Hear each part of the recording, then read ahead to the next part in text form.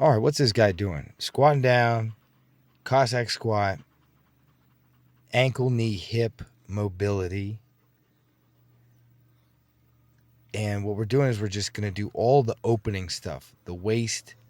So this is spinal rotation, spinal twist, ankles, knees, and hips also in the mix, shoulders in the mix. Now we're doing a frontal plane arm swing.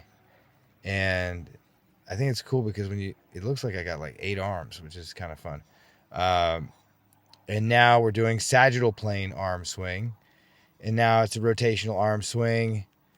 And I don't know if there's a plane, whatever. That's a transverse plane arm swing. Doesn't matter which plane it is. We're swinging arms.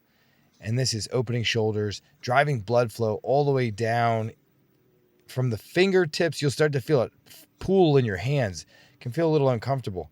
But that's the idea is that we're trying to drive blood and nutrients from the core of our body out to the extremities. So we did arm swings. Now we're doing leg swings.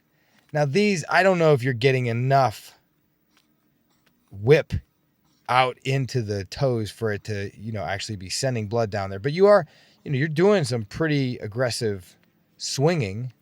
And I think the idea is really, if you take anything from this video, is that you can move things around inside your body. That you're not this static mass of wood. You are like a big bag, the old meat bag, but you're gonna move as if you are filling a giant circle, right? The fingertips going out to that Vitruvian man, the Leonardo da Vinci Vitruvian man picture of the circles and the squares and all the lines that connect the golden mean ratios of our body segments. That's what we're doing. Opening everything up, maximizing range of motion. I hope you try it. I hope you enjoy it.